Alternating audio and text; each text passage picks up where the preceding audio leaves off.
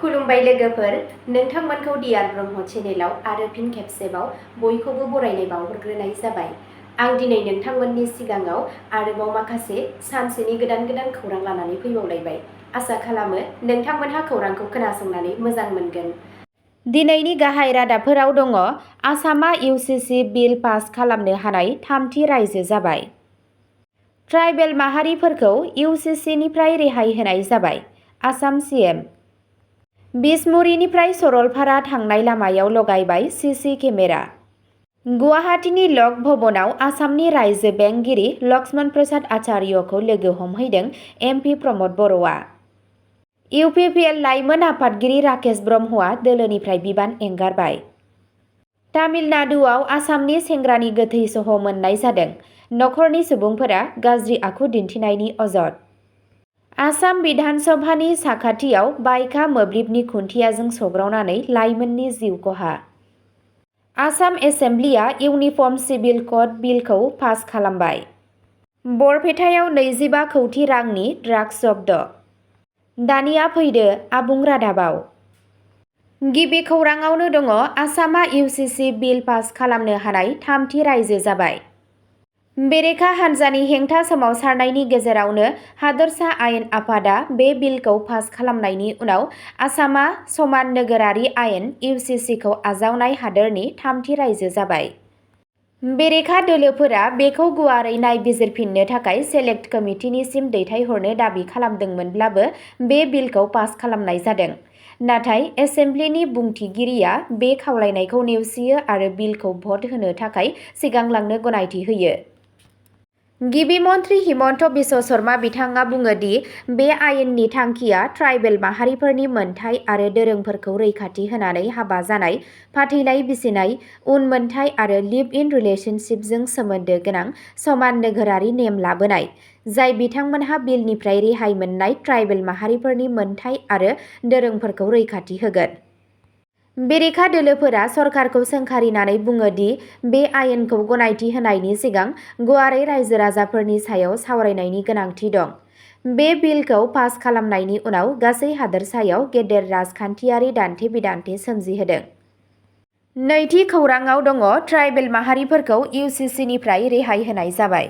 Assam CM Assam chief minister Himanta Biswa Sharma बिथाङा बुङो दि आसामाव ट्राइबेल माहारिफोरनि गावसोरनि दोरोङारि आसार-खान्थि, हारिमु आरो समाजारि आसार-खान्थिफोरखौ रैखाथि होनो थाखाय रोखोमसे नोगोरारि आयेन इउसिसिनि आवथायाव दोननाय जादों। गिबि मन्थ्रि बिथाङा बुङो दि गोबां ट्राइबेल हानजाफोरा हाबा, उनमोनथाय आरो नखरारि बिथिंजों सोमोन्दो थानाय गावबा गावनि नेमखान्थि बादियै सोलिफुङो। शर्मा बिथाङा बेखौबो रोखा खालामो दि इउसिसि बिलनि थांखिया ट्राइबेल माहारिफोरनि थाखाय संबिजिरारि रैखाथिखौ सनमान होनानै समाजनि गुबुन गुबुन थाखोनि थाखाय नोगोरारि आयेनफोराव गोरोबथि लाबोनाय। थामथि खौराङाव दङ। बिसमुरिनिफ्राय सरलपारा थांनाय लामायाव लागायबाय सिसि केमेरा। सरलपारायाव थाङोब्ला साफ्रोमबो गारि सालायगिरिफोरा 40 स्पिडल' गारि सालायनो हासिगोन, नङाब्ला होनांगोन जुरिमाना।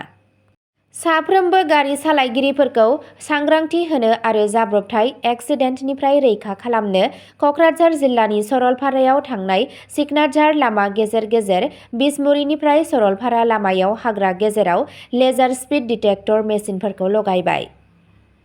ब्रैथि खौराङाव दङ।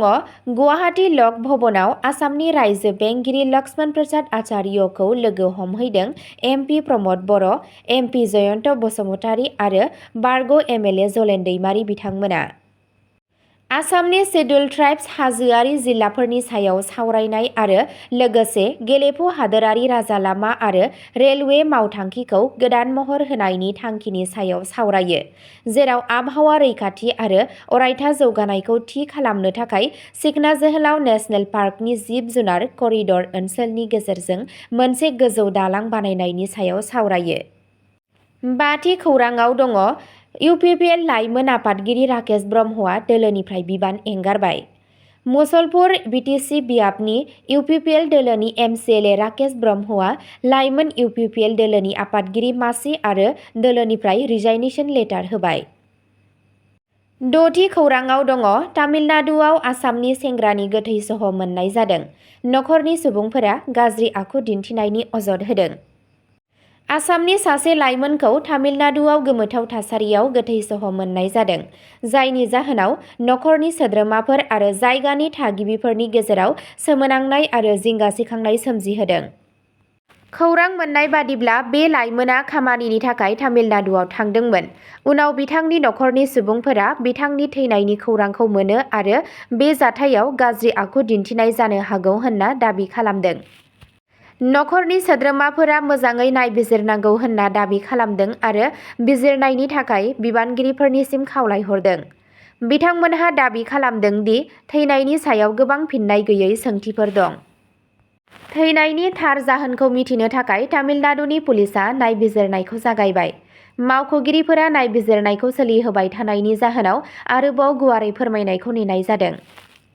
स्निथि खौराङाव दङ आसाम बिधान सभानि साखाथियाव बाइकआ मोब्लिबनि खुन्थियाजों सौग्रावनानै लाइमोननि जिउ खहा। गुवाहाटीआव आसाम बिधान सभानि साखाथियाव मोब्लिबनि खुन्थियाजों सौग्रावनायनि जाहोनाव सासे लाइमोना लामा जाब्रबथायाव जिउ खोमायो। खौरां मोननाय बादिब्ला बे जाब्रबथाया हर गेजेराव जायो जेब्ला सालायगिरिया बाइकनिफ्राय कन्ट्रल खोमानानै गोबां गोहोजों खुन्थियाजों सौग्रावहोयो। गोब्राबै जोखोम जानानै लाइमोना जायगायावनो जिउ गोमायो। पुलिसआ थाबैनो जाथाय जायगायाव सौहैयो आरो गोथै सह'खौ पस्टमर्टेमनि थाखाय दैथायहरो।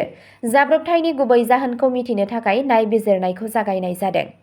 बे जाथाया फिन खेबसेबाव नोगोरमायाव लामा रैखाथि आरो सांग्रांथि गैयि गारि सालायनायनि सायाव जिंगा सिखांहोदों। दाइनथि खौराङाव दङ आसाम एसेम्ब्लिआ इउनिफर्म सिभिल क'ड बिलखौ पास खालामबाय। आसाम बिधान सभाया रोखोमसे नोगोरारि आयेन (इउसिसि) बिल 2026 खौ गोख्रों हेंथा आरो बेरेखा दोलोफोरनि दाबिफोरनि गेजेराव गनायथि होदों। बिलखौ आरोबाव नायबिजिरफिननो थाखाय सेलेक्ट कमिटिनिसिम दैथायहरनांगौ।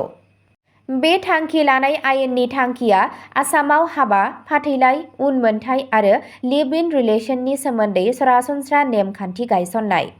सरकारा बुङो दि बे बिलआ गासै हारिफोरनि गेजेराव समानथाइ आरो समान आयेनारि मानदान्दा थि खालामनो थाखाय जादों। फारसेथिं सिडुल्ड ट्राइबफोरखौ बेनि मावफारिनिफ्राय एरख'नाय जादों।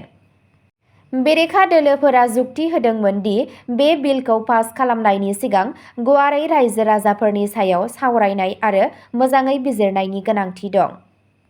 हेंथा होसेयावबो सरकारा आयेन आफादाव आयेन लानानै आवगायलांदों।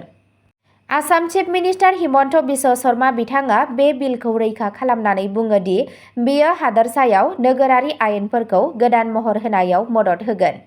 बे जौगानाया आसामाव राजखान्थियारि दान्थे-बिदान्थे आरो रायजो राजाफोरनि गेजेराव सावरायनायखौ जागायहोदों। गुथि खौराङाव दङ बरपेटायाव 25 कौटि रांनि ड्राग्स जब्द'। बरपेटानि पुलिसआ फेग्रा मुवा होबथानाय अपारेशनाव 25 कौटि रांसो मुवा बेसाद जब्द' खालामो आरो बे जाथायजों लोब्बा थानाय ट्राक सालायगिरिखौ खायो। मावख'गिरिफोरा फोरमायनाय बादिब्ला मोनसे थि खौरांनि सायाव नायबिजिरनायाव गंसे ट्राकनिफ्राय ड्राग्सफोरखौ बोखांनो हादों। खौरां मोननाय बादिब्ला जब्द' खालामनाय बेसादखौ जिल्लानि गेजेरजों लांगासिनो दंमोन जेब्ला पुलिसआ गारिखौ होबथायो। ट्राक सालायगिरिखौ गावनि आवथायाव लानाय जादों आरो नायबिजिरगिरिफोरा दा ड्राग्सनि फुंखा आरो थावनिखौ नागिरनो नाजागासिनो दं। बिबानगिरिफोरा मोनसे गिदिर इन्टारस्टेट ट्रेफिकिंनि नेटवर्कनि लोब्बा थानायनि सन्देह खालामदों। पुलिसआ फोरमायनाय बादिब्ला बे अपारेशना गासै ओनसोलाव आयेन बेरेखा फेग्रा मुवानि फालांगिखौ दबथायनो थाखाय आसामाव सोलिबाय थानाय ड्राग्स होबथानाय हाबाफारिनि मोनसे बाहागो। अब्ला दिनैनि भिडिअ'आ एसेनोसै। गोजोन्थों।